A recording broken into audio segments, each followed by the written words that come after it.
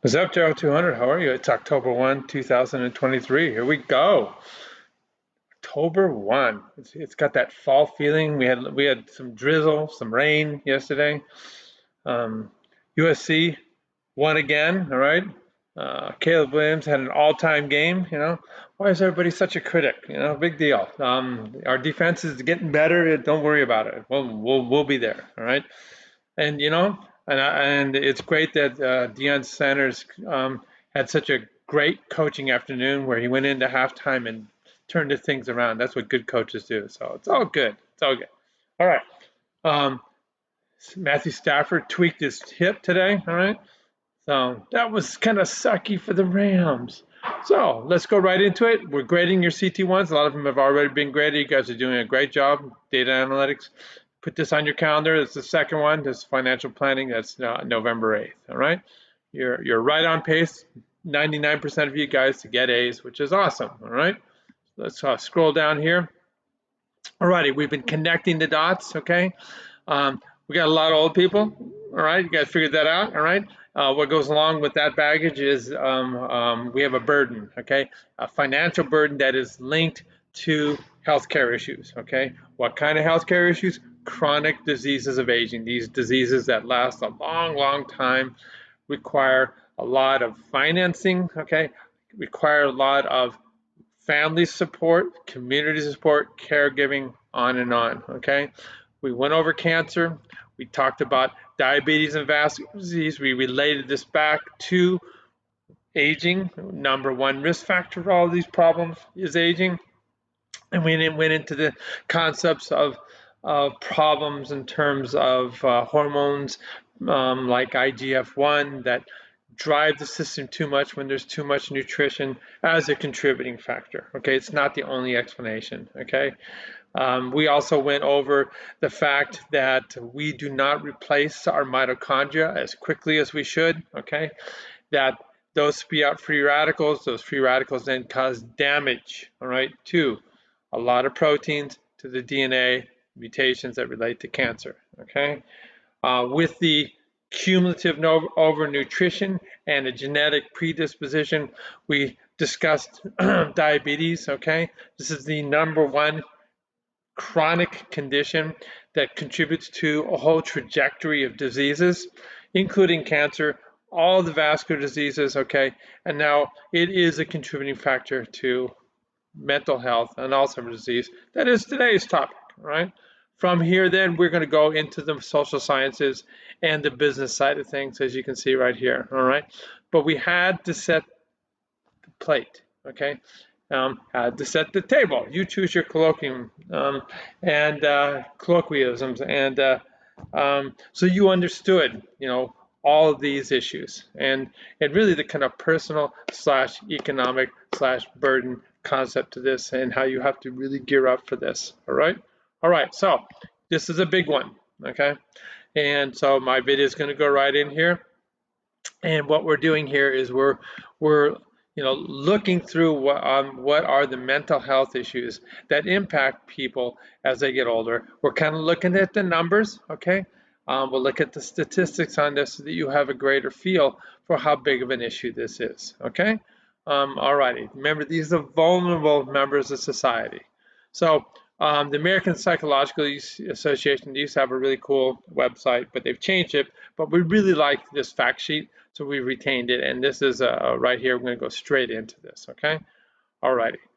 All right, and boom, it's a PDF file that you get to download, okay? And here it is, okay? All righty, so we're looking at, the issue of growing mental health and behavioral health concerns facing older Americans, okay? First of all, of course, our numbers are growing, and we learned that not only in our country, but globally from the first couple weeks of the class, okay? And so with growing numbers, we have growing challenges, and that's what this is all about, okay? What are the things, that happens? Just growing older, okay? You've heard me bemoan this year, but as an athlete, it's really, it's really tough to wrap my head around what's going on. How I still up here feel like I've got it, but individually parts are breaking, okay? And you can't replace those parts, okay? They don't come back 100%.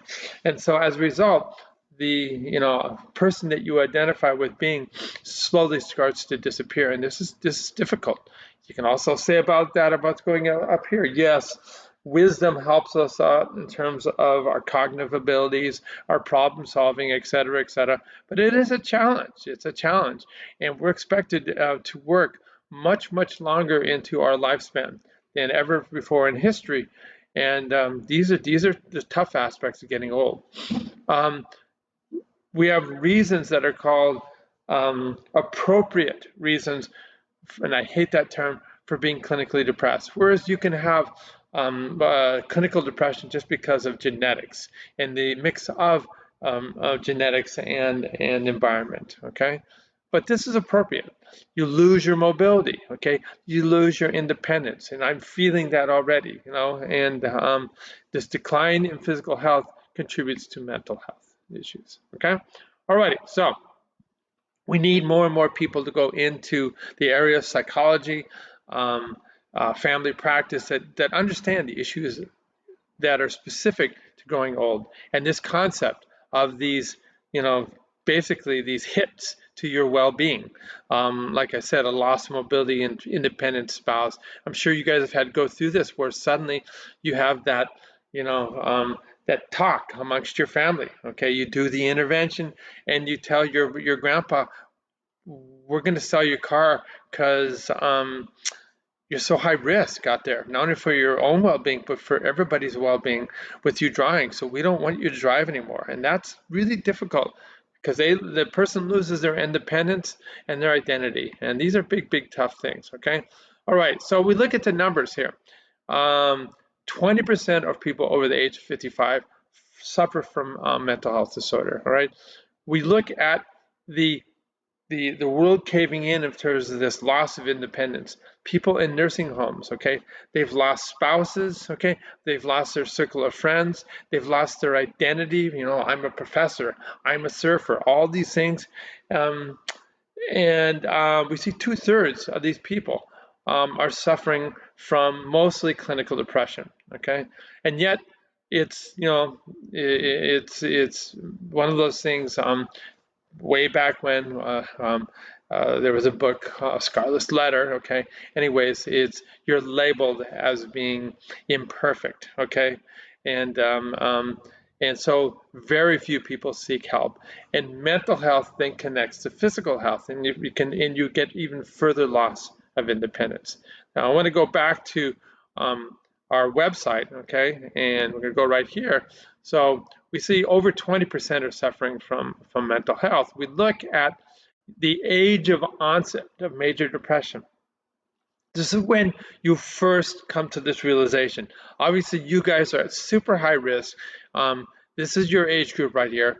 Why is that kicking into gear here? Well, it kicks into gear because of the major changes in brain development, brain maturation that happen really between 15 and 30, okay? And because of that, because of the rewiring, and then you put along on top of that biology with a lot of the environmental implications where you're suddenly completely on your own, and you lose that network of support. It can impact people significantly. And so this is, major depression is a disease. It's debilitating, okay? No, the first time of onset you see here, if we look at all the 72-year-olds, okay, you see that if you haven't had any bouts of major clinical depression, it's a very small percentage where it's their first time of onset. So they genetically and behaviorally they have been able to figure things out, and they're just blessed, okay? Now, these people can continue on in, if we looked at not age at onset, but look at percent of the population, we see that, going back to our PDF file, that a significant number of people suffer. So 20%, we see over here, 66%, okay? So it's a very real thing, all righty? Okay. And very few people seek help, okay? And there's a huge issue, okay, in terms of um, adequate money coming to support mental health services at a community-based level.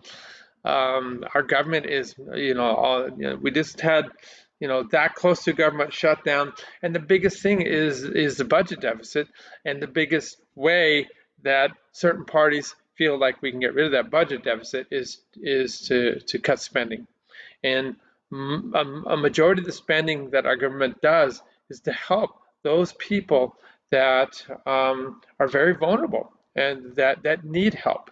So it's going to be an interesting future for all of us in terms of all that. Okay.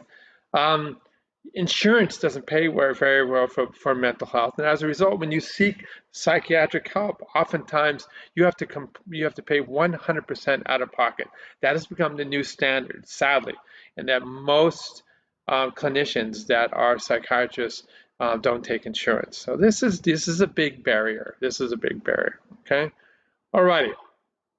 When we look at some of the consequences, all these mental health issues, okay, have been shown. Okay, when you're stressed out, your cortisol levels go up. It suppresses your immune system. Okay, so as a result, your recovery time from surgery, because our immune system is all about wound repair, is much longer. You're much longer to get an infection. All right, so you're much longer likely to get a virus, what's going around this year, COVID still, the flu, and then you can't kick it, okay? So you're super, super vulnerable. And that's the influence on the immune system, and then the high levels of stress cause atherosclerosis, okay? And it goes hand in hand with the diabetes, okay? Now, um, when we look at one of the huge consequences, okay, like I said, 20% of people over the age of 65 have serious mental health issues. We see 37% of people have suffered depression. Two-thirds have, if we compress all the mental health issues are in existence in nursing facilities, and we see that even though older Americans make up only 13% of the population, they suffer from the majority of suicides. Okay, this is a huge thing, huge thing. Okay, that's because when people do get depressed in these older ages, it's significantly deeper, and it's a really, really, really, really high risk factor for suicide. Okay. And it says a majority will commit suicide, even though they've seen their primary care physician, but not because of seeing the right doctor. And we'll get into this right here. We're going to go back over here to our class, and we look at suicide rates. Okay, and we see as a function of age. Again, this is epidemiology. So you're looking at the number of suicide deaths per 100,000 in that age group. And we see here it's a huge risk factor for older adults. Okay, and this was looking at males. Okay, looking at 2019 and 2014. Okay, so the focus is on males. Okay, and men are much more violent. Okay, we have testosterone, so when we suffer from severe clinical depression, we're much more likely to act on it. So we're the high risk group, okay? And we can see this broken down here. This is female versus male, okay? And then when you can look across the different types of cultures and ethnicities here. Again, the American Native, American Indian, are super high risk, and it has a lot to do with the social strife in these cultures. Okay, all righty, very cool. All right, so that's that right there. Let's go back here to this. Okay, so the other big issue is Alzheimer's disease and dementia. Alzheimer's being just one form of cognitive decline that is dementia. Okay. And the numbers are huge. Again, 7% of people over the age of 65. It's more like 30 to 40% of people over the age of 85. So science, nutrition, everything is going to keep us alive longer. And then this is what's waiting for you. This is the diseases of the oldest old, okay? And people with dementia also suffer from the psychiatric disorders at a much higher level, okay? Alrighty, so we need people specializing in gerontology to understand these mental health issues, and that's the bottom line here, okay? Substance abuse is a huge thing, okay? And for all those reasons, you're severely clinically depressed. So I want a lift. And there's no quicker way to get a transient lift than to abuse drugs, okay? Whether it be marijuana, alcohol, psychedelics, you choose, okay? Stimulants, okay? These give you a temporary lift, okay? And older people, because they're lonely, because they have so much losses, are much more likely to be abusing. So it's a huge, huge issue. Okay. Another reason for substance abuse, depression, is that again, older people suffer from chronic diseases. 50% have arthritis. That's my issue. Okay. Hypertension, on and on and on, and these all kind of intersect and interact. Alrighty. So we need people that are specializing in aging, that are psychologists as well, that can help be part of the clinical team. That's what this is all about. So please, please, please, please think about this, and consider this as a professional track for yourself. Okay, awesome. All right, so that's part one. Now we mentioned the incredibly high levels of dementia. Okay, 30 to 40% of the people over the age of 85. Okay, we look at how things are connected. Okay, and the inflammation. Okay, that is a consequence of diabetes. And we see here that 80% of people with Alzheimer's also have insulin resistance, which is being pre-diabetic or are full-on type 2 diabetic, okay? And this is adult onset diabetes where the insulin receptors become insensitive, insulin resistance, okay? And what happens is when the sugar builds up in the blood, the immune system flips out to the consequences of that high sugar. The sugar coats proteins, sugar creates this massive inflammatory response, and then that causes a breach in the blood-brain barrier that results in a dying off of neurons in the brain. Hi, Lucy. There. Now that's called pet therapy. There she goes. Okay. She's very larga. Okay. All righty. Okay. So we want you to show some curiosity, okay? So we want you to read this article as we just did, all right? And then two, I want you to navigate this. And we focus in understanding the different types of different reasons why dementia happens, okay? So you do that by just going here to the website, okay? You click on this, all right? And I'm gonna zoom up here. I was looking at something on the, okay, there we go. And and this gives you some of the highlights of the different types, okay? So lifestyle choices in terms of your risk of dementia, look that out. This is a focus. I do want you to understand the different types of dementia. So you click on here, and it takes you in here, and it then begins to discuss the different types of dementia, okay? Alzheimer's disease being, and there's a lot of overlap, okay? The most highly diagnosed form, so over 50% of cases at least, are Alzheimer's disease.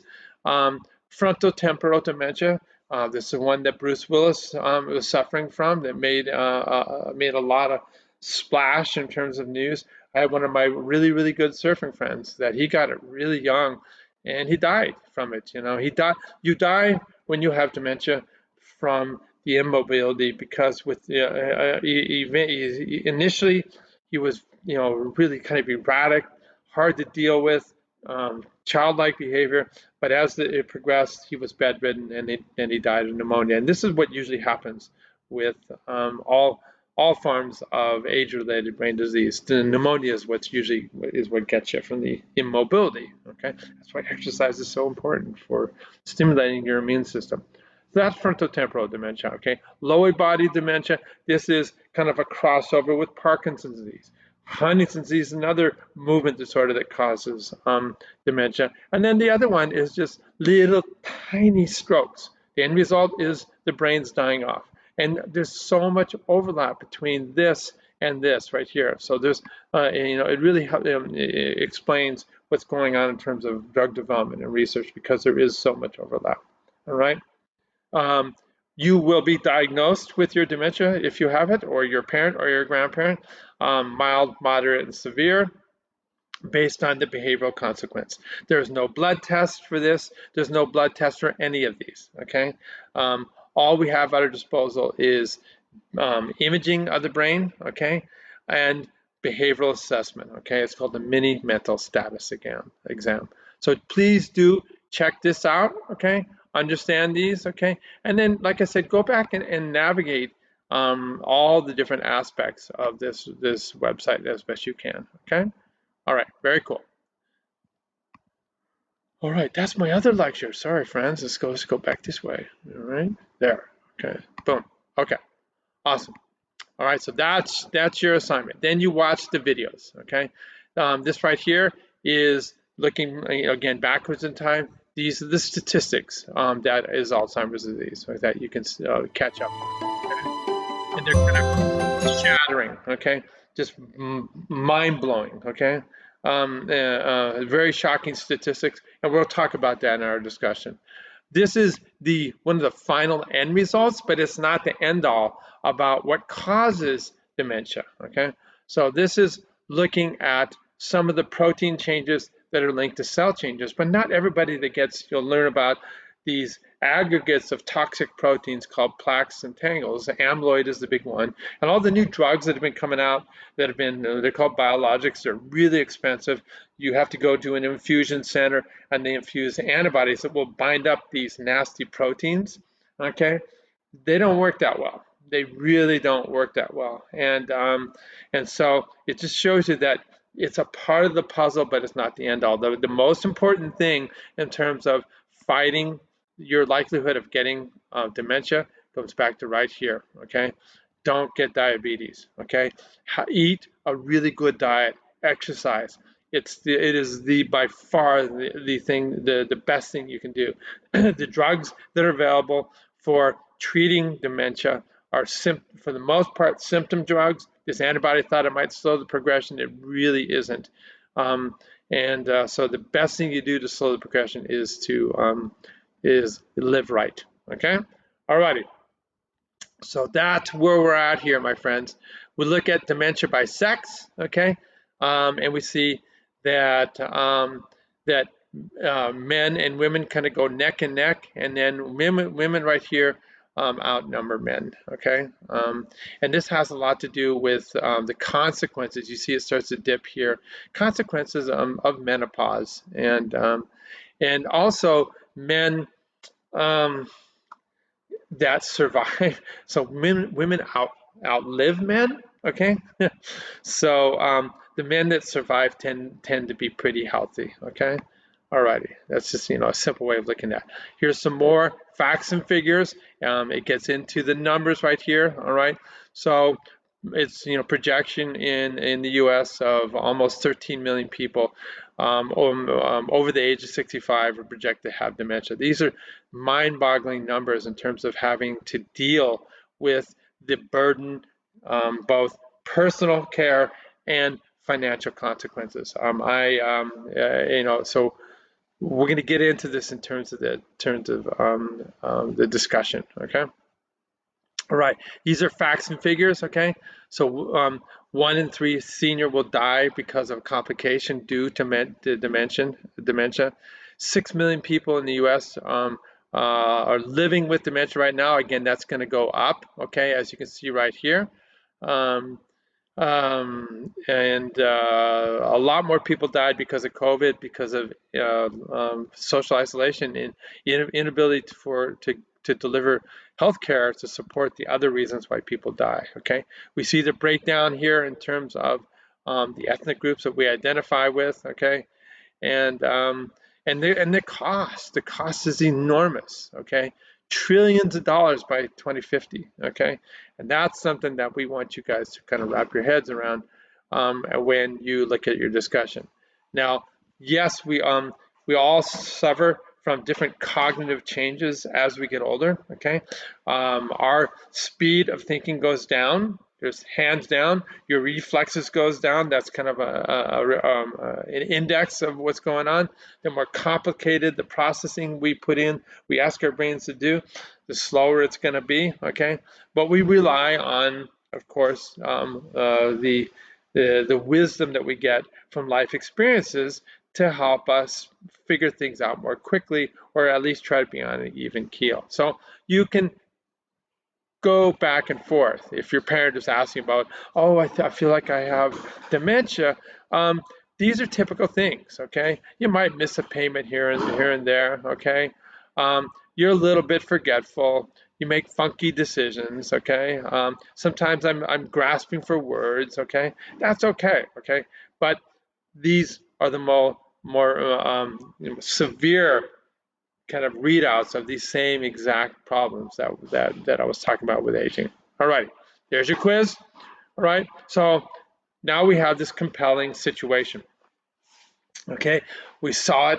If you have been reading the online periodicals that are out there, and all about Congress and and money, a big part of money is going towards care for the older people, research to slow this or hopefully reverse these problems. Okay, this is all billions and billions of dollars, and and we have a huge issue. Okay, we have a huge issue in terms of funding this. Okay, so we look at right here again the cost that Alzheimer's disease is in terms of businesses annually. Okay, part of that is you. Okay, if you're caring for your parent, your loss of productivity, that's $26 billion in today's dollars, okay? We look at the cost of long-term health care, okay? $7 billion, okay? It's a big issue, the cost for being in a nursing home, a memory care unit. I had a real good friend, and he was trying to do the right thing, but it was $12,000 a month, and $12,000 a month that his dad didn't have and that he didn't have, and so now he's got dad at home, okay, and it's a huge issue, right? Something we have to wrap our heads around, okay. This is the costs, okay, and this goes through line after line item after line item of some of the issues that are contributing to the problems associated with this cost. All right, so I want you guys to look at this, okay, consider this, okay? This is the caregiver. This is you. This is your future, okay? You've spent so much of your time navigating the healthcare system for your parent, okay? For your grandparent, okay? Guess what? You start becoming a home nurse, okay? You become the home health aide, all right? You got a job, okay? You got your own issues, okay?